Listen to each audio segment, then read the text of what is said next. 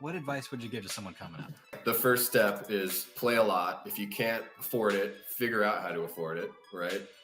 And then quality over quantity, right? So going out and shooting a bunch of rental players every weekend is not going to be helpful in your progression, right? So leaning into what you're bad at is the hardest thing to do, and that's what you have to do, right? So if that means you find that semi-pro guy, that pro guy, and you're like, hey, play me in one-on-ones at the end of the day every weekend and just beat the shit out of me until I'm starting to compete with you, you know what I mean? And so seek the quality, right? Like, don't just play over and over and over against that D4 team at your local field, because that's not going to help you progress, right? Like, you need to seek out better players, better teams, organized practices, that kind of stuff. PaintballNerd. Today's guest on PaintballNerd started playing paintball in 1995. He went pro in 2018 with DMG. He's played with Impact, Uprising, Aftermath. He now plays for Infamous. He's got 7 semi-pro wins and 2 pro wins. He owned Northwest Paintball and worked at Capital Edge Paintball in Northern California. Ladies and gentlemen, welcome to the show, Tim Brusselback. What's up? What's cracking, dude? Pleasure to have you. Not much. I'm actually a bachelor right now. My wife is with the grandma, so perfect. Yeah, enjoying the 4th by myself.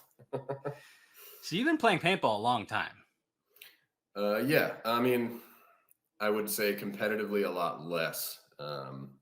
Competitively probably from 2006, 2005, but been playing in the woods and shooting my friends for a very long time. Yeah. So 95, how did it get started for you? How did you fall in love with paintball? Same old story that everyone has: the birthday party, wearing 5 sweatshirts, scared as hell. Didn't like it really at first, and then it kind of just evolved into backyard paintball, which is a lot more fun as I got a little bit older. But yeah. It's interesting, like, because I didn't like paintball either when I first started. Well, I didn't like getting shot, right? That almost was enough to deter me from continuing to play, but I liked it. How old were you? Yeah, see, I think 1995 is when I started, but I think like the limit, right? 10 years old. Yeah. So, yeah. So it's scary at that age, no doubt. Yeah. I mean, yeah, showed up with like the 5 sweatshirts and I think the biggest it's definitely evolved a lot since then, but I think the biggest issue is like you're renting all your equipment. You don't know how anything works. You're just, you're hearing all the tales from the playground, right? Like people freeze paintballs and, the guns, the other guns shoot faster and harder. And, your mask is a rental mask that is fogging up the whole time. And your gun is that Tippmann that's been washed, once a month, and it's shooting like all over the place. And you don't even realize you're breaking paint if you're breaking paint. Like it's just like the introduction to it is very subpar, I think, when I started compared to now. Totally. And I think Fields are responsible for that. I think they've been doing a better job, but back in the day, it was scary for someone, at that age. And you hear like a spider or something running out of air and it sounds like it's full auto and it freaks you out. Oh yeah. And I mean, the Tippmanns were maybe ergonomic for a full-sized male, so when you're 10 years old and you're trying to hold up, a Tippmann, it's pretty tough. And now, you got the new rentals that are a lot smaller, more ergonomic for smaller people, and, all sorts of tournament guns that are way easier to handle. Like when I bring my wife out to play, I always tell her like, look at this awesome gun you get to use versus when I first tried. So. Back in my day, we didn't have these. You had to cock it on the side, and your hands would freeze up because the CO2. Yeah. Oh man. Okay, so fast forward 2018, you go pro with DMG. Give me a synopsis of how that all went down. How did you make it to the top of competitive paintball? Well, we had a very up and down, I guess, first couple of years as DMG got created. So I think 2012 it got made and we won right away. We won MAO or we won Dallas. I can't remember. exactly, but we won right away. We got promised a pro spot, so we earned this pro spot. We're all stoked. And then they come out with champ challengers, right? So like our pro debut gets taken away from us because now we're challengers. We're not champions, right? So technically still semi-pro, which was a bummer. And then we just got our asses handed to us and got relegated. But then they got rid of it, right? So now we're just back in semi-pro again. And then we went through like a big rebuild, lost a lot of the like core guys. A lot of the Uprising core was actually on DMG at that time. So when we got relegated, all those Uprising dudes left to make an Uprising semi-pro team. So then we rebuilt. So that whole year we got just, it was a bunch of new D3 guys that came up. It took a whole year for us to get back in the groove of things. So then we got back in the groove of things again. Finally won another pro spot, and then kind of taking the limelight away from us again. Instead of just us getting the pro spot, they upped all the pro teams. And so then the top 4 semi-pro teams all moved up into the pro, and we all felt kind of like cheated a little bit because again, we're, the limelight's kind of taken from us because we, after winning 4 straight semi-pro events, now all those other teams that we beat all year are also pro. So we just kind of felt like was less of an achievement a little bit, but still awesome to win that many and go pro. So yeah, you did it better than anyone else, right? So far, looks like Fit might take our if they win all 5, they'll take the record. And I think there's actually a semi-pro team from back in the day that also won 4, but I could be wrong. So then that led to, from there, where'd you go? So we were the 10th place team on DMG, or the 11th place team for that whole season. Going 2-2, getting knocked out in the first round was pretty much we wouldn't make Sunday. And we kind of built up this rivalry with Revo because for whatever reason we would go 2-2 and Revo would go 2-2, but Revo would always get the spot on Sunday and not us by like just the tiniest margin. It happened so many times where we'd think we're in and then find out we're not in. And so that was happening until basically the end of that season. We finally made the Sunday, got knocked out in the first round at World Cup. And then myself and Thomas and Josh, all 3 of us were getting offers from like, let's see, I got a soft offer from the Ironmen, which turned into a bigger offer as me and Thomas were trying to negotiate that. And then that turned into a counter offer from Impact. And so that was pretty hard to turn down. What is a soft offer? Like, hey, you want to come play for our team? I don't know. You want to? Maybe you do. Yeah, it was more like, so Sewers, so myself, Thomas, and Sewers, we all played in Europe.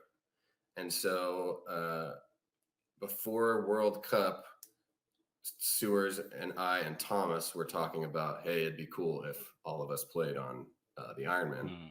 So then he basically was like, all right, well, let me see what I can do for you guys. Gotcha. And so then that kind of just escalated in the off season after World Cup. Because, at that point we're like, you're on a team, you don't want to shop yourself around until the end of the season. So we were kind of like, the soft offer was like, this would be a cool idea. Okay, well, let's talk at the end of the season. And then at the end of the season, it turned into more of the actual brass tacks. Like, we can give you this, this, this, and this.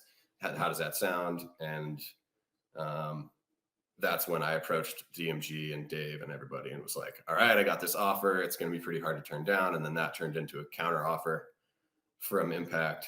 And then, that was pretty tough to turn down, especially at that time being the broke paintballer that I was and trying to buy a house with my wife. And, life is hitting me fast. And so when someone's got money in front of you, it's pretty hard to say no to the money. How long did it last with Impact? Just the one season, which was probably one of my favorite seasons, just because it was 4 and 4 or 5 and 4, 5 events in the US, 4 events in Europe. Played more paintball than I've ever played in my life. And then got to win a pro event in the US and win a pro event in Europe. So that was like obviously bucket list stuff, you know. For sure. Yeah. Mhm. So where'd you go after Impact? So I got cut from Impact, which I always thought it was kind of an interesting decision, especially like considering the group that we had. Like, you know, we won an event in Europe, we won an event in the US, we made Sundays all year.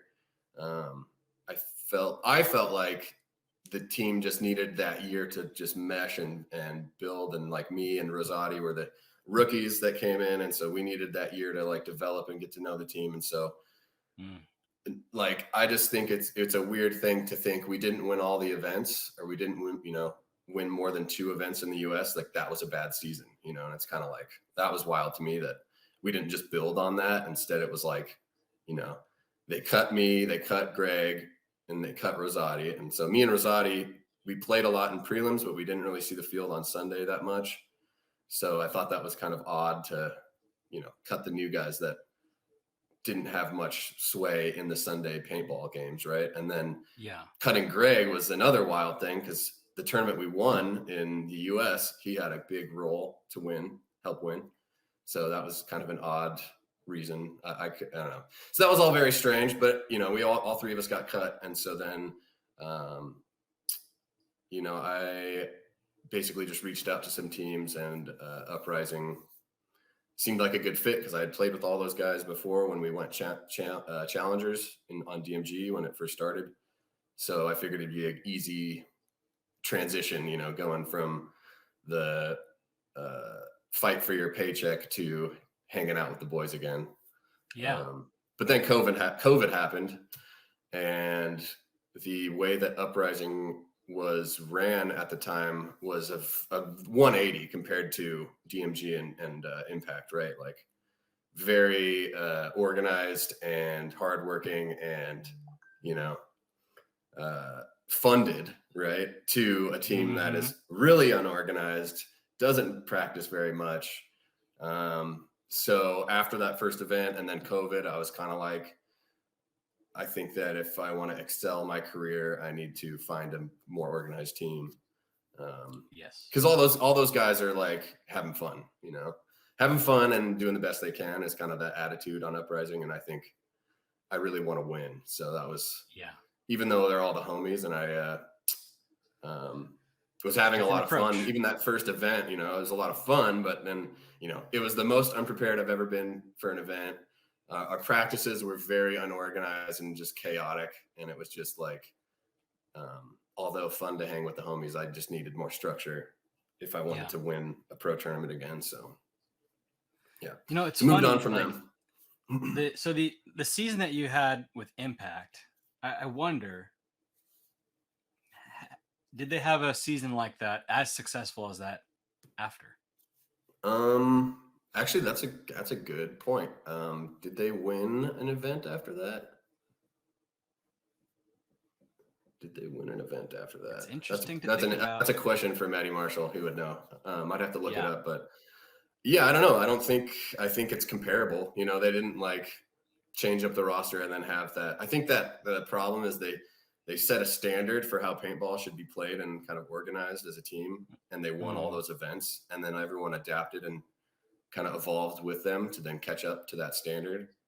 And so I think that the expectations for that, you know, team is, we're going to be that dominant dynasty again. You know what I mean? And so now they're like trying to put those pieces together to get that dynasty back. Right.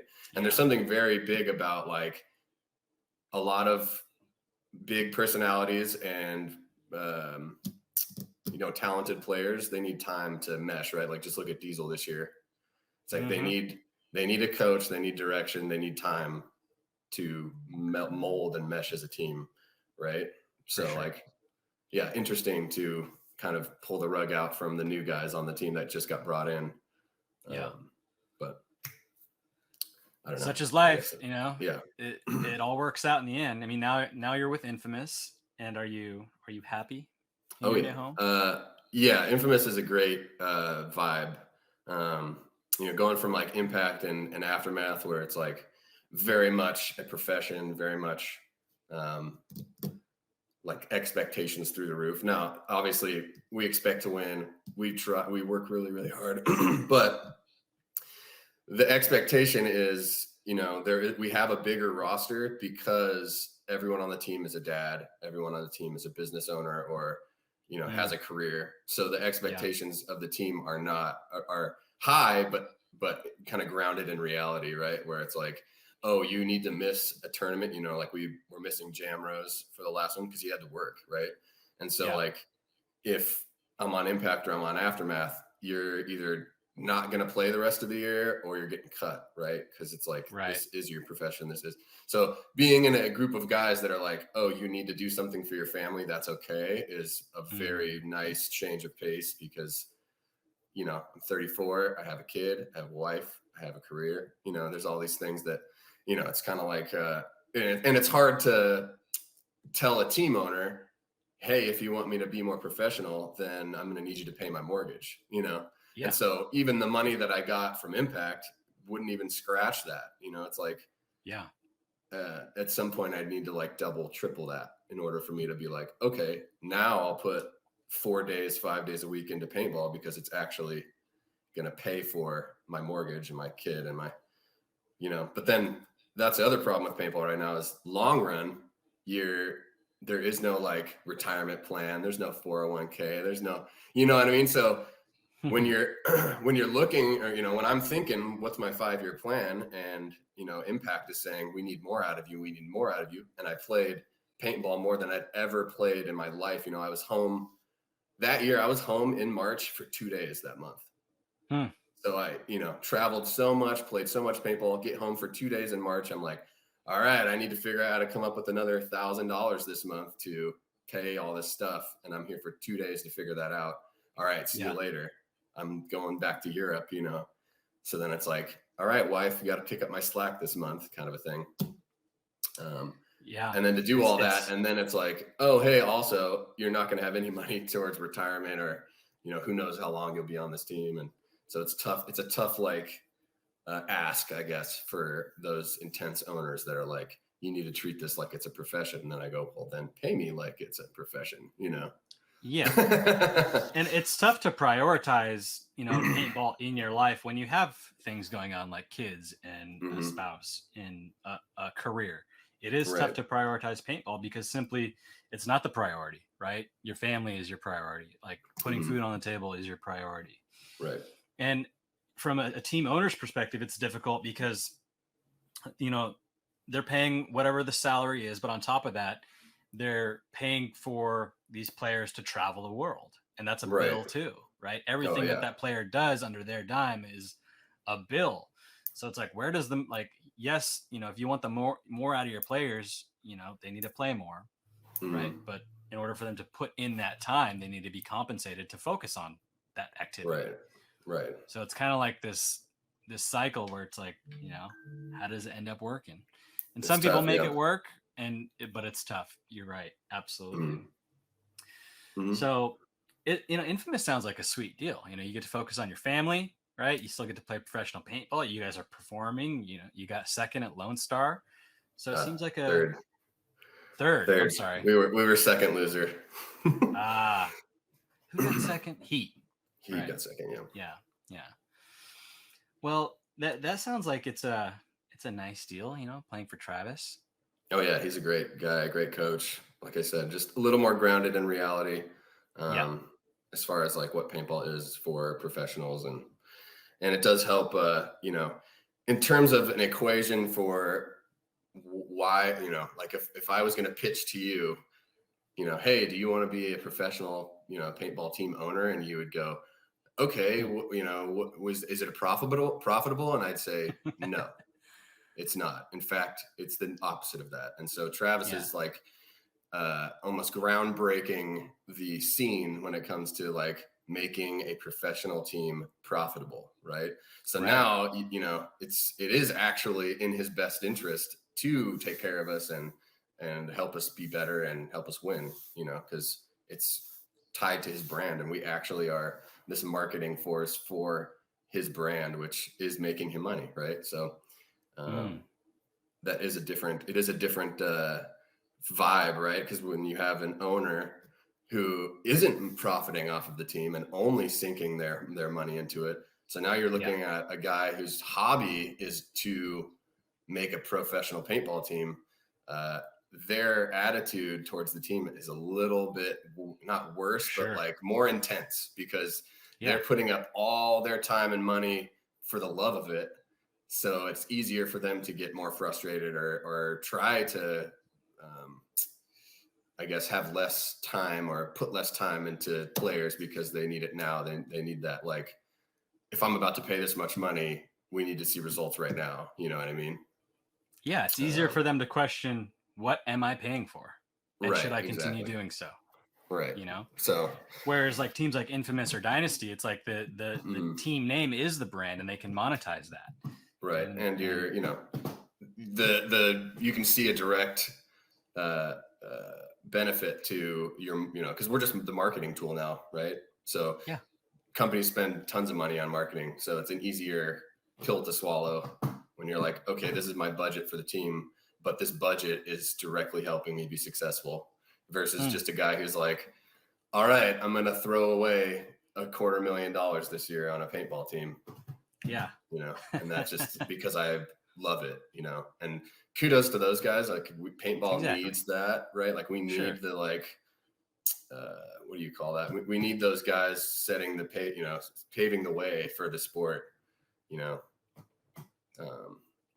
But I feel like personally, there is an equation out there. I mean, Travis is obviously showing us partly what the equation is, but I feel like there's all these other sports out there that have this equation to be profitable. And for some reason, paintball is just like, we're our own thing. We don't need to we don't need to adopt other sports and how they work and their equation of how to be profitable. Let's not do that at all. You know, and it's like, it doesn't make sense to me, but here we are. Here we are. It's the horse we rode in on, so we can't hate it too much, right? Yeah. So Tim, it sounds like you've got a lot of memories from paintball. You know, you played a lot of events overseas. You've played for some awesome teams. You've been playing for a long time. Tell us about a memory that really stands out for you in paintball. I mean, the wins are like pretty cool relief. So like all of those wins that I have are all share a spot. But there is one memory that I think about all the time. It's when I was on Impact, our World Cup practice against the Russians in Florida. Those 2 days were like the most intense. Like, I don't know why. I mean, obviously the tournaments are intense, right? But that practice in particular was so much fun. It was so intense.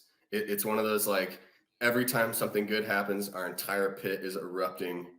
Where, you know, it's like, and then the same with the Russians. So it was just like a fight, you know, like like it was a back and forth practice, and it was intense as fuck. And like I said, you know, we're like cheering, and it was just such a, like, man, it was a good experience. It was one of my favorite experiences, just learning so much, you know, grinding out points. Yeah, it was the practice in particular was just super awesome. That's interesting, Tim, because it's like, you know, you have 9 wins between semi-pro and pro that you could have talked about as your favorite memory, but it was a practice, you know, and that's special. That's what's special about paintball is, like, you know, we don't necessarily remember the things that you think that we would remember. We remember weekends or challenges or grinds. So that's awesome, dude. I love it. Yeah, I don't know why it just was like so intense and like very like a very strong camaraderie with the squad. And I felt like we, you know, it took that year to really start meshing, and I just felt like that tournament we were, you know, just comrade, like we were at, you know, going to battle, and like it was just a very intense practice, and like I said, just some of those points we would win, and the cheering, and our pits are like right next to the Russians' pit, you know, and it was just like, man, it was very intense, and they were cheering when they would win, and I don't know, it was really fun. So how'd you guys do the event after? I think, well, that was the practice right before World Cup. I think we we got knocked out in semifinals, or I know that we lost like in the first round that year. We did that a lot. We either would win the tournament or we'd lose in the first round. Yeah. That was like the season, basically. Yeah. Right on. How about a favorite teammate? Do you have someone on your team that is your favorite? Oh man, that is a tough one. Overtime. You can pick a couple.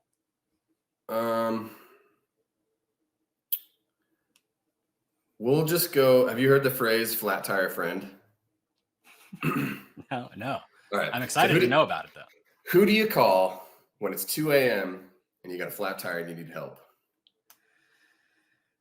So I would say I've got a couple of those, but Joe Barrett and Marvin Gerber and Shane Howe are like the flat tire friends that I've made over, the course of being on these teams. I love that. And then each of them has a separate positive to their friends, they're like different guys, right? So it's hard to say one's better than the other or for whatever reasons, right? So yeah, they add different types of value to your life. Yeah, exactly. So it's tough to pit one of them over the other, but yeah, those three guys, I'd say they fall into that flat tire friend category. I'm gonna use that. I like that, flat tire friend, because not a true friend is gonna pick up at 2 a.m. right, not knowing what the reason is. So I love that. Mm-hmm. How about favorite player to watch over time since you started playing in 95 to now? Who's someone retired or active that you love watching? I guess before getting on a semi-pro team, it was probably, man, that's a tough one. You can pick a couple. I mean, I guess Tim Montresor was one, and obviously Oliver Lang in the early times, and then as Mouse started, being dominant, he became more of like the target, I guess. So emulating how he plays, wanting to be able to compete against him. So I'd say before my tournament time, I'd say Oliver and Tim Montresor, and then when I got to semi-pro and had,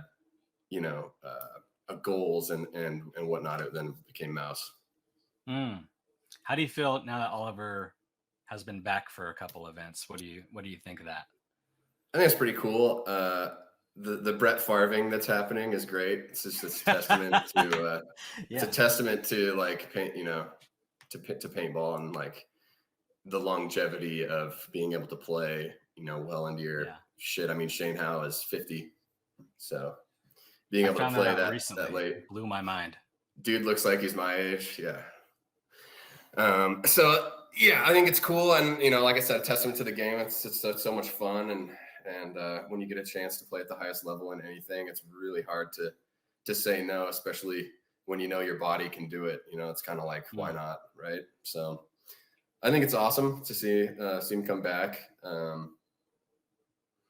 Yeah, I mean, obviously they have a good vibe, right, for paintball. Yeah. Like just him and the whole Hormesis thing is great. I love that. Yeah. I always feel like music festivals are a good example of what paintball kind of is, So they're kind of bringing that vibe to the tournaments, and I think we're slowly.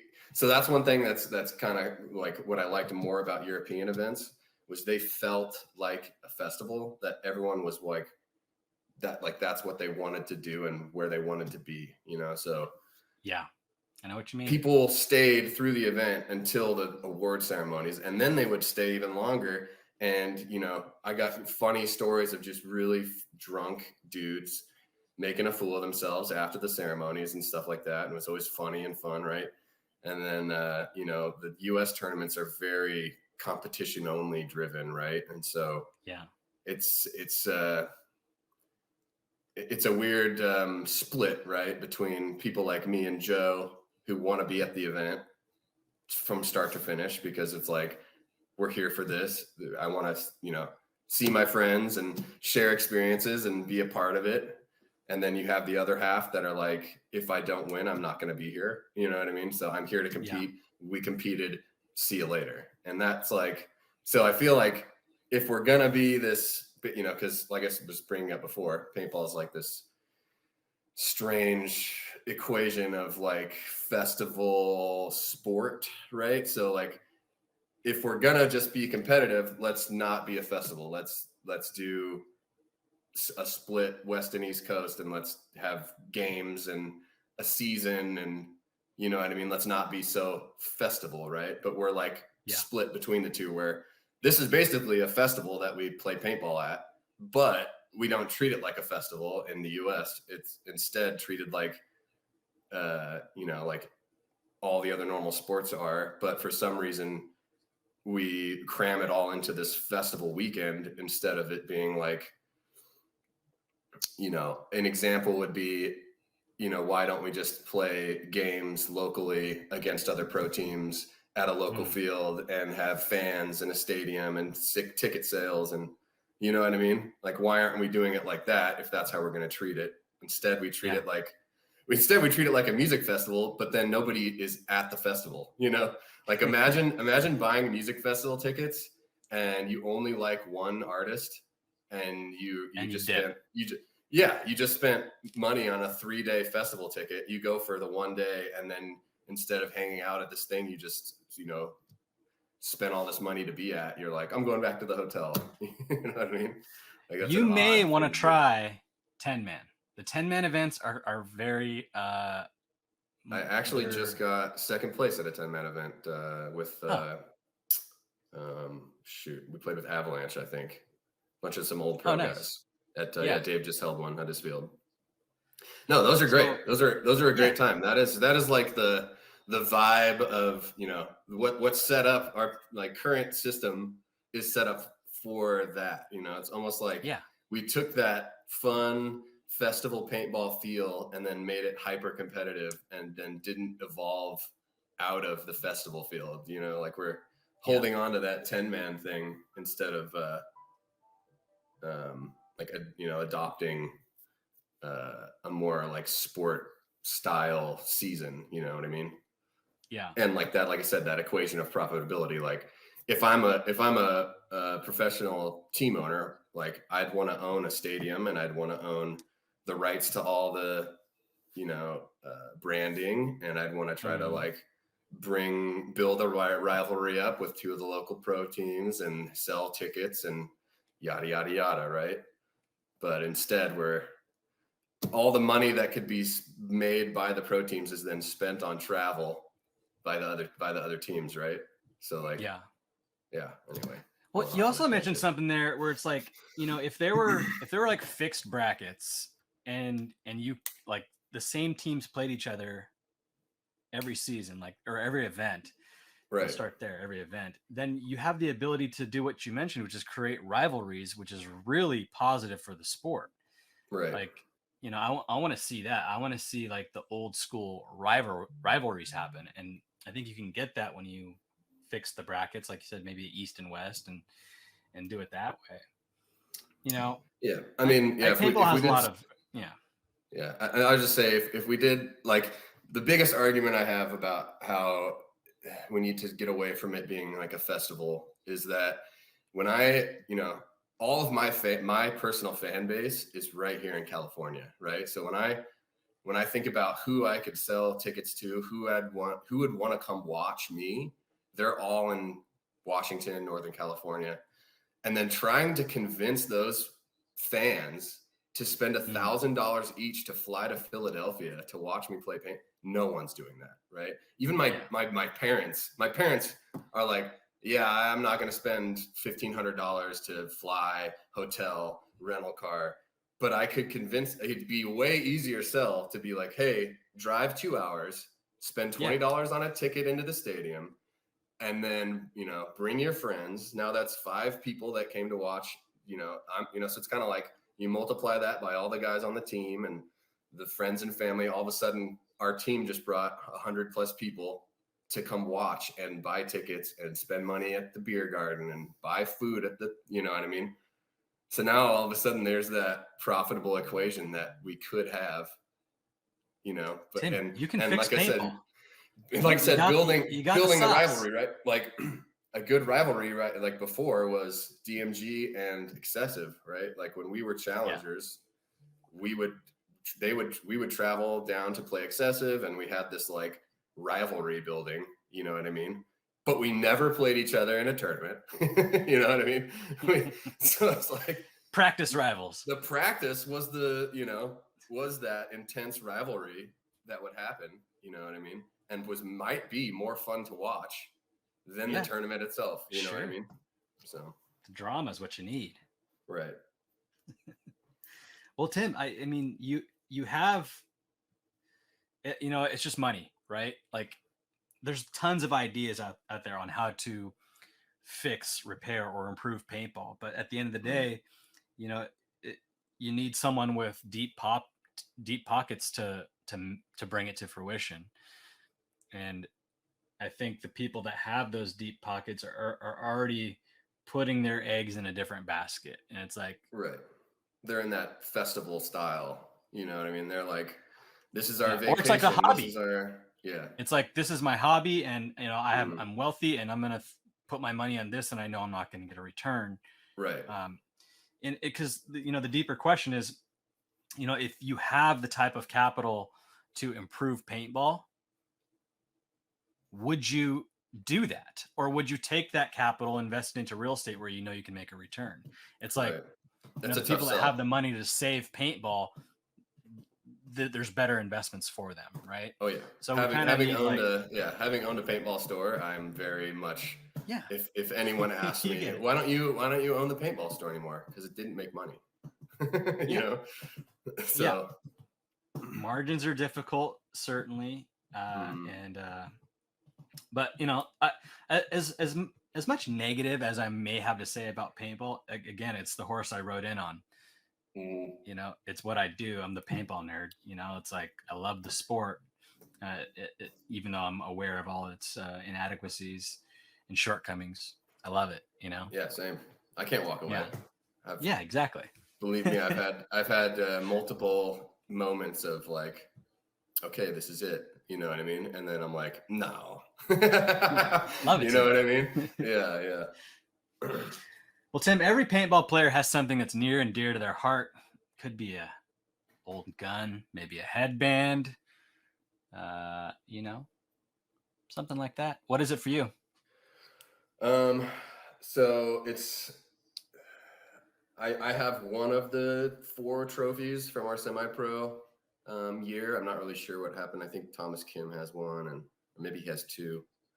But I have one of those trophies. But the real trophy for that season and all the wins and earning the pro spot is the gun I got the next year. So this DMG gun, it was my first ever CS2? like pro like custom pro gun that I got. And for me, it just represents that season and like the years of fucking trying to get to that, you know, earning the pro spot and all of that, and you know, going up and down and getting relegated. It's just have you used that gun, or is it just a? This is a wall mount. This is this and the jersey. What ano's on there?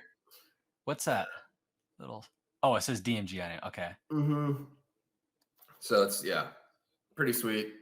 Looks kind of like Iron Man colors. Yeah, well, Iron Man, the superhero. We were red, black, and silver before we went pro, and then we had this big team meeting about like having to change our colors because there's too many red teams, and whatnot. So this is like I would say this and the jersey from that year are probably my 2 favorite things, just because it's like the trophy for that season, basically. You know. Totally. That's a good one, man. I love it. Do you prefer spool valves or poppets? Oh, that's easy. I've been shooting the Eclipse gun. So 2012 we were dye, because Dave was on Damage at the time, so we were a dye team. And then I have been Eclipse every year after that, except the 1 year on Uprising. I guess no, I shot a Lux when I was on Aftermath. But every gun I've used since 2012 has been a spool. And I've been shooting like the CS and Geo platform for so long. Like, I can't imagine not using a spool gun. Yeah, it's like that long, soft shot, that thump. Yeah, I don't know. Instead of the clack. Yeah, the clack is just weird to me. I don't think I'll ever switch to that unless I have to. Did you ever shoot an old Matrix, like an original Matrix from like 2002? Oh yeah, I have fond memories of. So back then, they didn't have eyes, and so we had this gun tech, and it was just like somebody's dad, and he just loved paintball and was kind of a collector, so he collected a lot of guns, and he would Dremel holes through the fucking breech and make his own. Wow. He would, take a intimidator board and put it into the Matrix, and then run exterior lines for the eyes into the Dremeled holes, and then use what is that putty stuff that's like JB Weld, JB Weld, the outside of it on there. Yeah, man, that was back when guns, it was an arms race, right? So you're shooting like 30 balls a second out of this Matrix that didn't kick at all. It didn't even sound like it was shooting. It had like such a soft, because it was such a big gun, it seemed like it was low on air. It always felt like it was shooting down. But it wasn't. And yeah, those guns would rip. And I always like to laugh at like the setup would be, the big old nitro duck tank, that giant Matrix, a big old halo. You need the air. Yeah. And so at some point I'm running snake off break with like a 20-pound brick. I can't imagine. I try to think about like, how the hell did I run with this just football in my hand that's metal and dive somehow? Yeah. I definitely core sampled a lot. That's for sure. And like, when people talk about the weight of guns these days, I'm like, shut up. Like, you don't even know. Right? Doesn't even matter at this point. It doesn't even matter. Like, we're talking about like grams and ounces. Right. But like guns back, in the early 2000s and the 90s, like weight, they had substantial weight. And a lot of times people put chrome drop forwards on them, which added more weight. And some of the guns were made of stainless steel. Yeah, stainless steel boomstick. The whole thing was stainless steel, not just the back. That thing weighed them out. And then you had the halo that was like 2 layers of plastic and still was just fragile as fuck. And 1 billion parts in it. You always had the halo that had tape on it somewhere. Always. And you had to have 2 halos. You couldn't just have 1 halo, because inevitably one would go down. So you need to have that backup, right? So fortunately, when I was in high school, when I first started playing tournament ball, probably like I said, 2006 or something, that gun tech I was talking about, he always had all the sweet stuff, like collected halos and guns. And so like practice, I'd have what was that $300 shocker? I had an ion. So I had an ion with a Revy and a 300 PSI tank. So it was actually a pretty light setup. 3,000, yeah. And then at tournaments, I would get to like pick through this guy's arsenal of stuff. There was like a hierarchy of guys on the team that would get to pick first, right?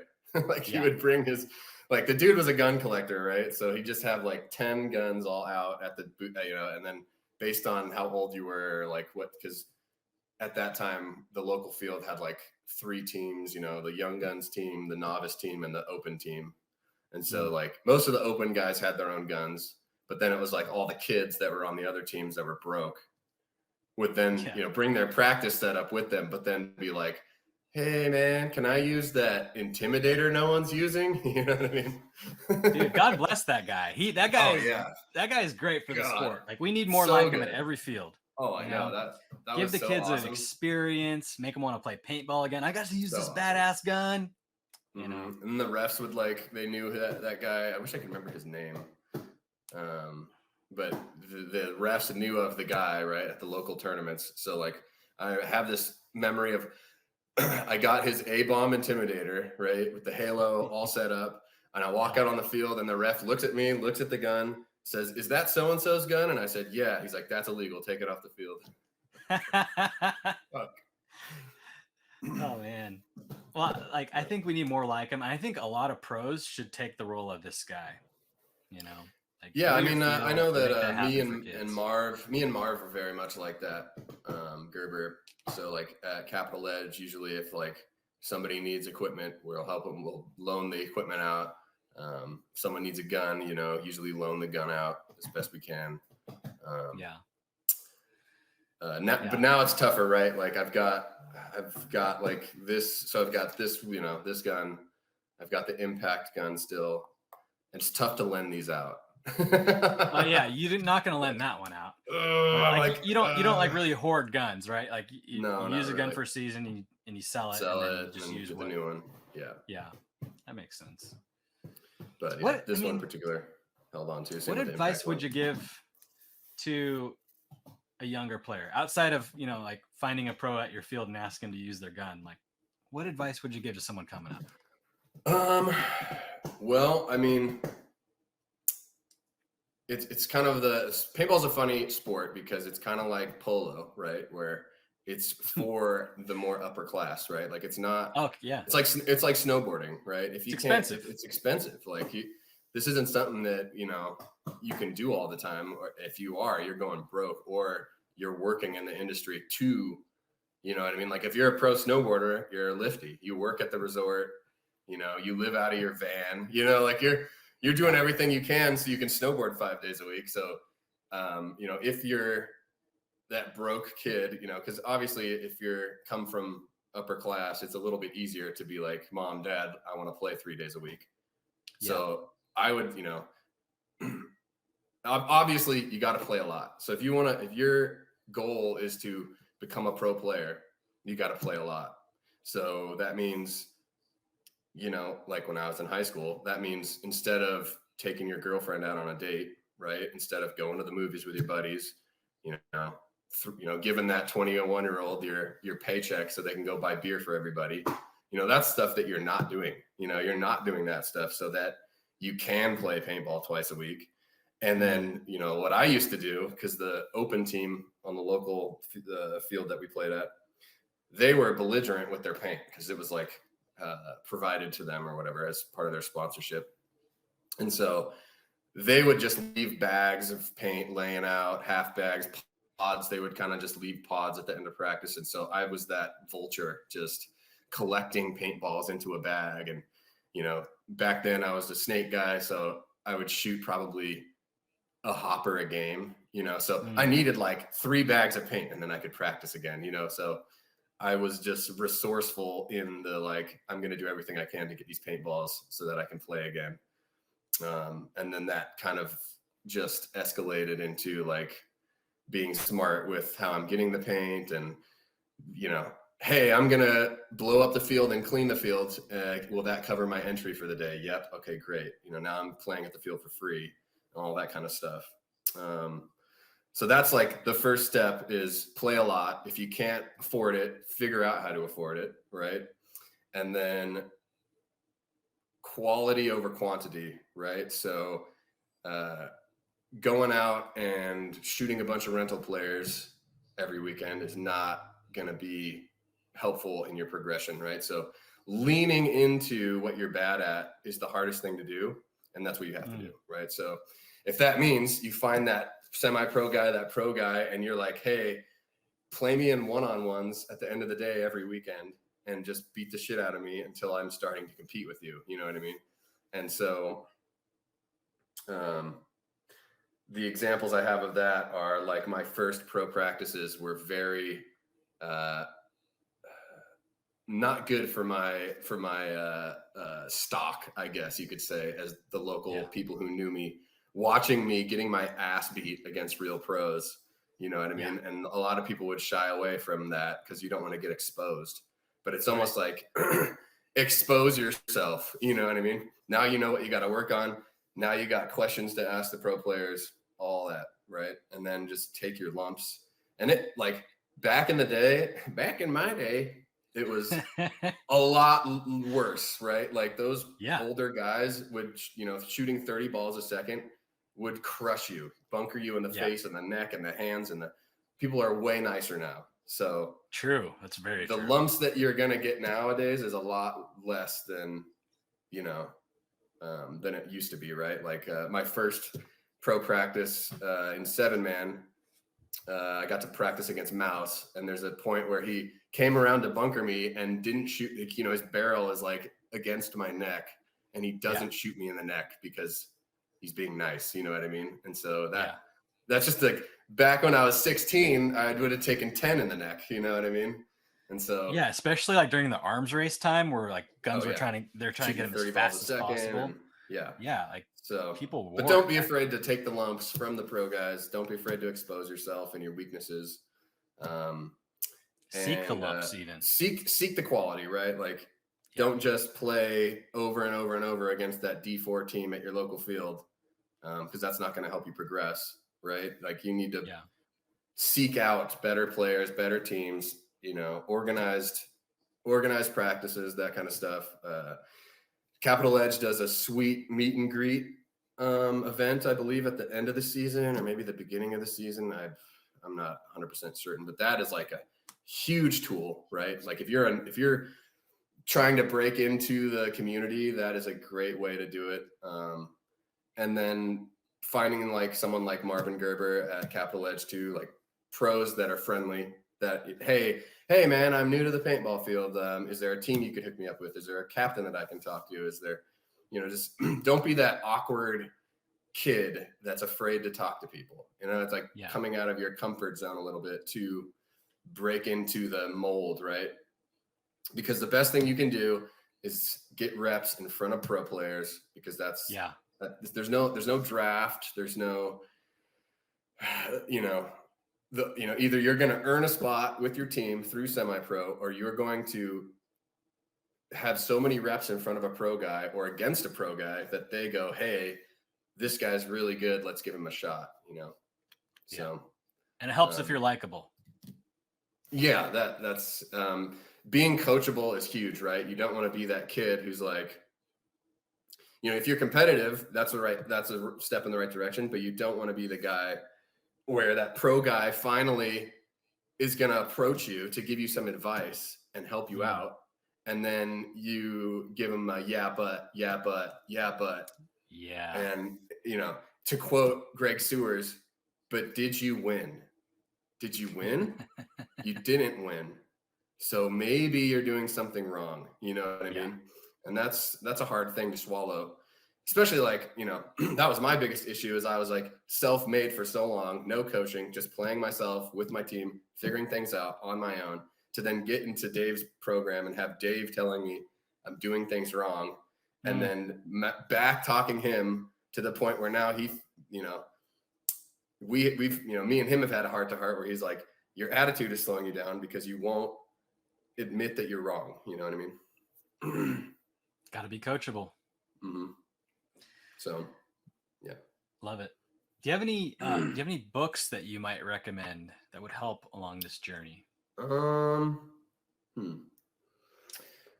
So, The Tipping Point is a cool book. I don't know if that's really too helpful, I guess, with like mindset, but it is kind of like a cool concept about like the types of people that come together and the opportunities that are given because of the certain people that all kind of come together. It's a pretty cool book. I mean, I don't know. Beyond that, Malcolm Gladwell. There you go. Yeah, that's a cool one. The Tipping Point. Mm-hmm. Cool. Right on, Tim. Yeah. What are you most thankful for that paintball's given you? Opportunities, I guess. It's a funny thing so the industry is full of people that are, like Shane Howe is a good example. Someone who has a lot of cool skills and, owns some businesses. Same with Dave, like he owns some businesses and has some cool skills and knowledge. And, you're less likely to help a stranger, right? So like, it's not like Shane is going out there and he's like, hey, who needs a job and who wants to learn these skills? And like, people aren't just like walking out into the street and, hey, who wants to learn some stuff? You know? Yeah. So like having a common ground with someone who's already successful gives you that in to then get opportunity from that successful person. Right. So, sphere of influence.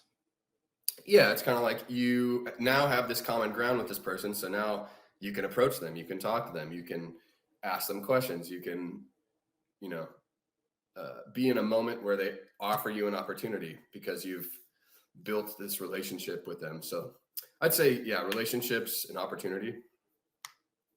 Love it. Cool, Tim. Well, man, thank you so much for your time here.